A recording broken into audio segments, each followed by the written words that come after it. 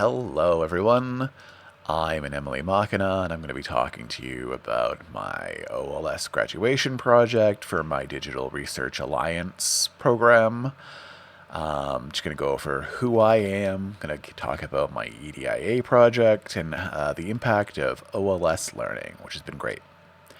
So, I'm Anemily Machina. I'm a PhD candidate in computer science. I'm in the OLS 9 seed on the DRI EDIA track, which is part of the Digital Research Alliance of Canada's Digital Research Infrastructure EDIA Champion Program, where they're trying to increase the uptake of digital research infrastructure use in Canadian equity-deserving groups. I do my research at the University of Western Ontario in Ontario, Canada. I am also part of the local student union at the university, where I'm currently their speaker, but I've also been a counselor in the past and held other roles. I've also done some work with the Vector Institute of Canada. I first interned with them as part of their Fast Lane Applied projects, and afterward they started bringing me back as a consultant to help them with their workshops as a technical consultant. And I work for a company called NomiQ. I'm their AI person. I'm helping them with sort of a credit for prior learning AI assisted tool. You can look that up if you want more information. And my research is in explainable AI in natural language processing. My goal is mostly to give lay people good quality and understandable explanations. Generally, we don't have a choice over how companies use AI or train AI. So if we have a good quality explanation, we can at least hold them accountable when the AI affects our lives in negative ways. Talking about my project, I'm just going to go over this. Part of my project proposal was doing the Digital Research Alliance and OLS training, and that went great. Went really, really well. I think I learned a lot. Really helped me to evolve and recontextualize my project. I was also supposed to do a survey about knowledge of the Digital Research Alliance and future study topics. I'm having a lot of problems with the local research department and the ethics department with that. It's not going so well. It's pretty behind schedule. I was also supposed to do focus groups, but as that would also need ethics approval, and that's not going so well, that's not happening anymore. That got cut.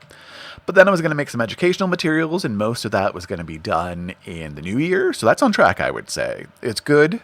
I've sort of decided I'm targeting non-STEM, non-AI people, because again, I think there's a lot of work out there for people that know programming, people that know STEM, not a lot that's maybe tractable for someone that's never done vector math or programming before.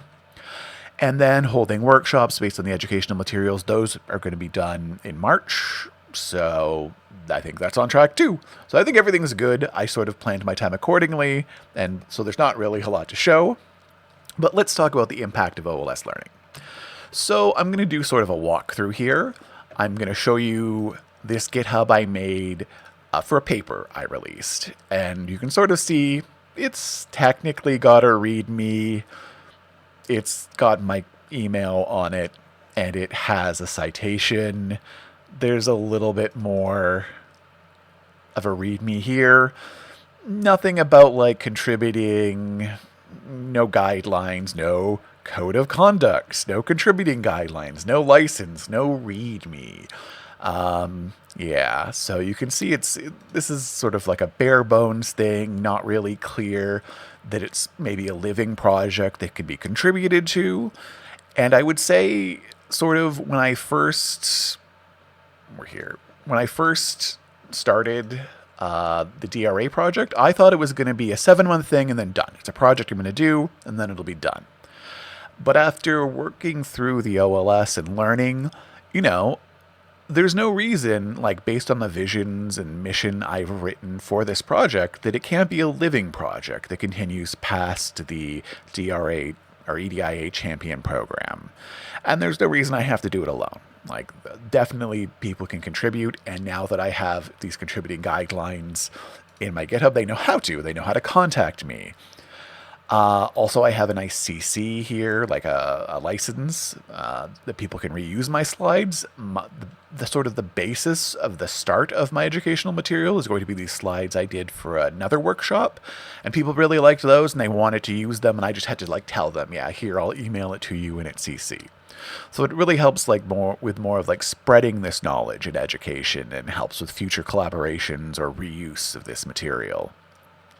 Like I really think that like sort of recontextualize everything I was doing this project, and like there's no reason it has to stop, and I can just keep going, and this will really help with the goal I have of just making sure that people can hold people who are using AIs maybe wrongly accountable. I don't have much more. Like I said, my project was sort of do the training was the first half step, and I've done that, and it's been great. I think I learned a lot. Some of it's not really applicable, like open hardware might be applicable in the future. But yeah, I think that was all, and thank you for watching. And I hope you didn't just read the slides, because you can't really see the GitHub very well if you just read the slides. All right, bye.